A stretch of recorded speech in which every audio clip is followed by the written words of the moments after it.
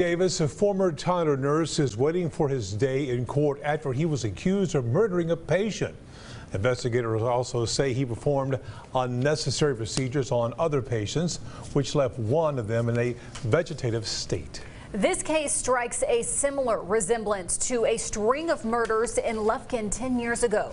Nurse Kimberly Saenz killed several dialysis patients after pumping bleach into their bodies. KETK's Daniel Pierce takes us back to 2008. He gives us our first ever look at evidence photos and the interrogation of Saenz that was never seen by the public, which helped put this angel of death away for life. Here's tonight's special report. We thought that we were leaving her there in good hands.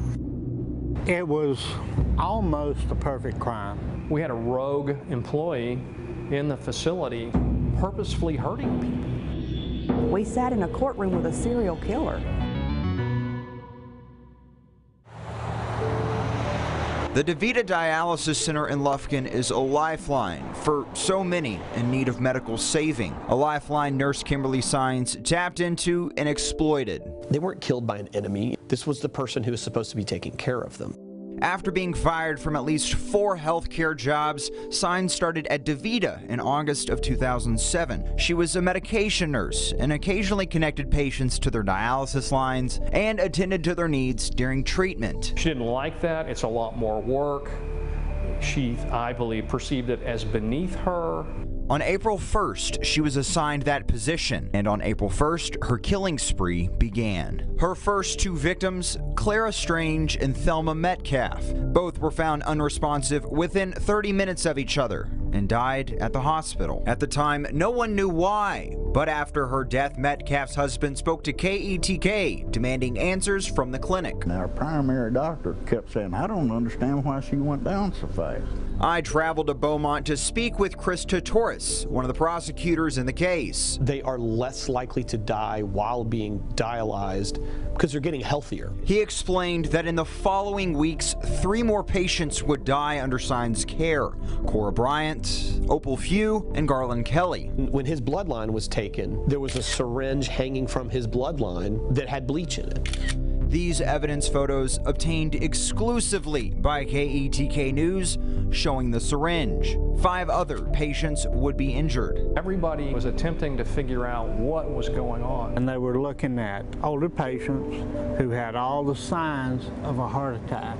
4 weeks later, the devil in DaVita's killing spree came to an end. 2 patients witnessed Saenz inject bleach into an IV line. Pour some bleach into that bucket and then draw some bleach into a syringe. That patient, Carolyn Reisinger, started flopping in her chair and felt hot. A test later confirmed that bleach was in her line. DaVita told Saenz what the patient saw and sent her home for the day. The clinic, not knowing the extent of what she had been doing, temporarily shut down. Employees were spoken with about the strange occurrences that had been going on with patients.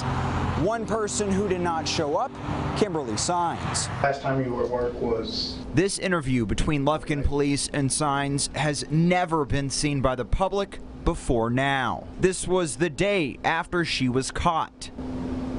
Monday was my last day at work.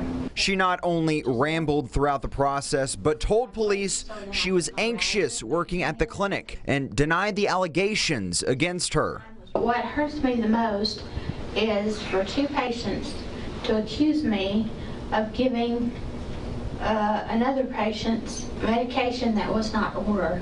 And as you hear, things start to turn. She begins to slur her words. I readjusted her blood pressure kit. Investigators discovered Saenz took drugs before the interview. Do you think that she took drugs just to get out of having to do an interview with authorities? I think she took drugs because she was really nervous about what she was going to say. Later that night, Saenz was arrested for public intoxication. Investigators began collecting containers from inside DeVita. They found old dialysis lines and syringes. Start testing the sharps containers and they start testing positive for bleach. She also made a disturbing Google search the day after her first 2 patients died. Can bleach be detected in a dialysis line? At that time, nobody had even considered bleach. Saenz was arrested and charged with murder. 4 years later, her case went to trial. We were very concerned that she was going to walk. Trying a medical case is extremely difficult, but with the witnesses and evidence, the prosecution felt confident. The first day it was overwhelming. Gail Brazel was among the 12 to decide Saenz' fate. We watched her during the trial. She was always seemed to be in a good mood. Joking, laughing. Unconcerned initially about the case. As the trial went on, the full picture became clear. A silent poll. Most of us we wrote guilty. We really wanted her to be innocent. But at the same time, we knew she was guilty. Saenz was given life without parole. Kim Saenz didn't want death by injection, but in fact, it's exactly what she administered to 5 people. Her never getting out of that prison other than in a box. Today, her actions in the trial still weigh heavily on those who watched it unfold. Do you still think about it? I do still think about her. It was a sad feeling, knowing that this lady has just killed these people, injured these people, and now she's not going to see her kids grow up. A burden on Saenz' family and the families her victims left behind.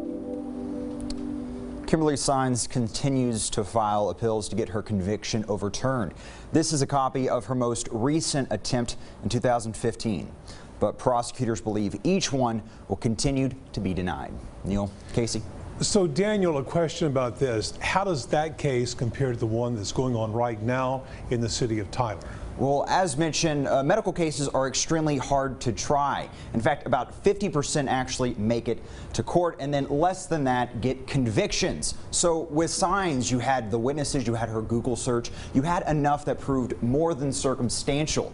And so whenever it comes to the case here in Tyler with Davis, they are going to have to connect him to each patient and prove that he had intent to kill them.